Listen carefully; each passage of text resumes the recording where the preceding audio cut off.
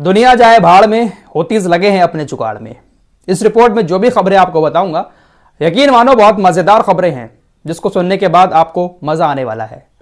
लेकिन दोस्तों, पहले माफी चाहता हूं आप लोगों से कि मैं ज्यादा अपडेट आप लोगों तक नहीं पहुंचा पा रहा हूं पिछले एक हफ्ते से, क्योंकि लास्ट 4 मंथ से लगातार काम किया है। दिमाग भी थक गया है, थोड़ा सा बॉडी में भी दिक्कत है, इस वजह से ज़्यादा अपडेट आप लोगों तक नहीं पहुंचा पा रहा हूं।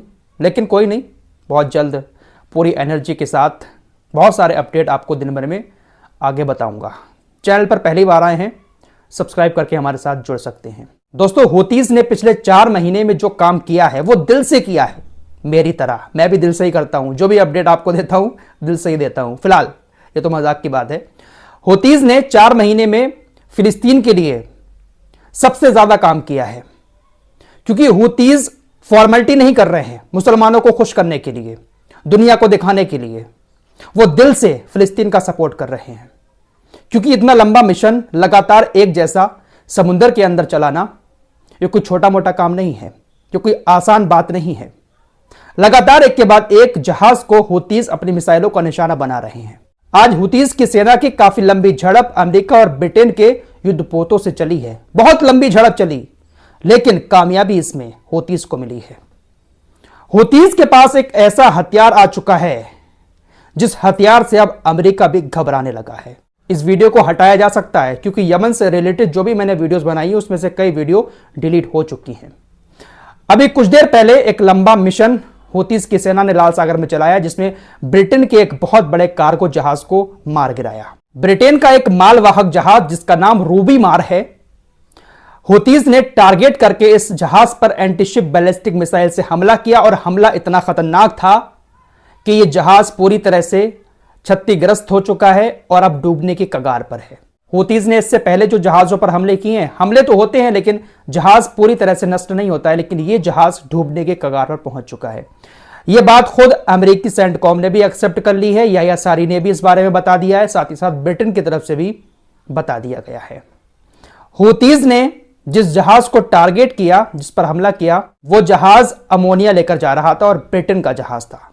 बहुत बड़ा नुकसान हुआ है, डूबने की कगार पर है। अगर यह जहाज डूब जाता है तो अरबों रुपए का नुकसान ब्रिटेन को हो सकता है। फिलहाल हूतीज के पास अब समुद्री ड्रोन आ चुके हैं। जी हां, खुद अमेरिकी सेंटकॉम ने चिंता जाहिर करते हुए दुनिया को यह बताया है कि हूतीज के पास अब समुद्री ड्रोन भी मौजूद हैं, और ये जो समुद्री ड्रोन हैं वो हमारे युद्धपोतों के नीचे घूम रहे हैं। बहुत ज्यादा खतरा पैदा हो चुका है लाल सागर के अंदर अमेरिका और ब्रिटेन के युद्धपोतों को। और यह भी दावा किया है अमेरिकी सेंटकॉम ने कि हमने आज एक समुद्री ड्रोन को मार भी गिराया। अमेरिकी सेंटकॉम ने बताया कि हमने आज 5 हमले किए हूतीज की मिसाइलों को रोकने के लिए, हूतीज के ड्रोन को रोकने के लिए। ये जो समुद्री ड्रोन है इसका नाम है UUV। अमेरिकी सेंटकॉम ने बताया कि हमने UUV को पहले तो टारगेट किया, कहां पर है उसका पता लगाया, उसके बाद हमला किया और यमन के उस समुद्री ड्रोन को हमने मार गिराया।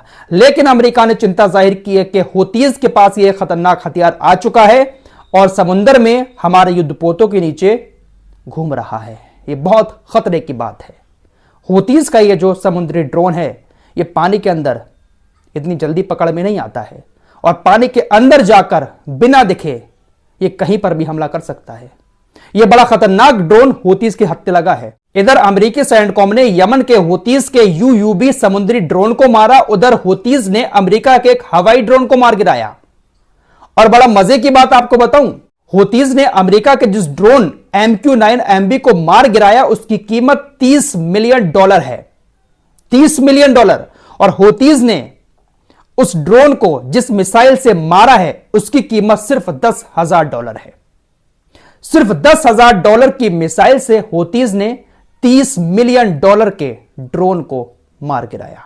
वाकई में यार, जो काम हूतीज लाल सागर के अंदर कर रहे हैं ना, अगर यही काम कुछ और गुलाम देशों ने भी किया होता इजराइल के खिलाफ तो आज मामला कुछ और होता।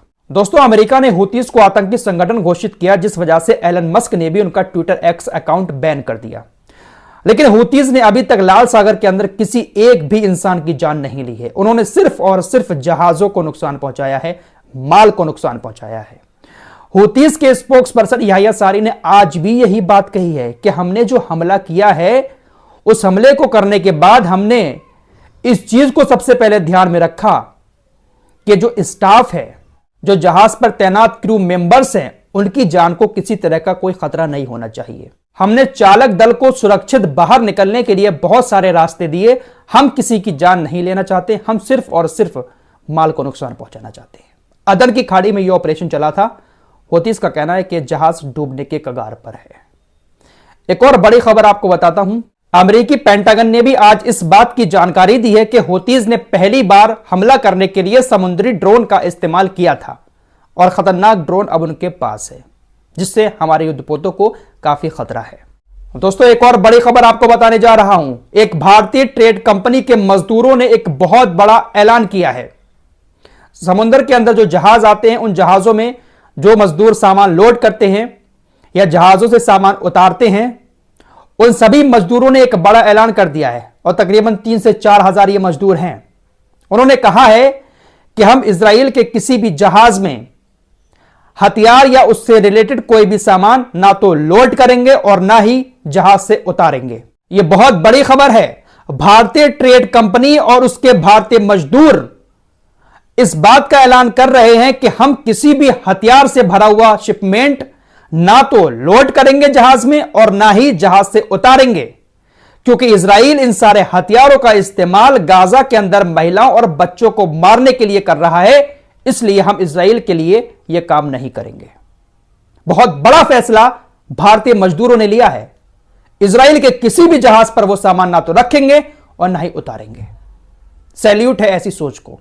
दोस्तों, 2 दिन पहले ऑस्ट्रेलिया, कनाडा और न्यूजीलैंड, इन तीनों देशों ने संयुक्त बयान जारी करते हुए रफा पर हमले न करने का आह्वान इजराइल से किया था।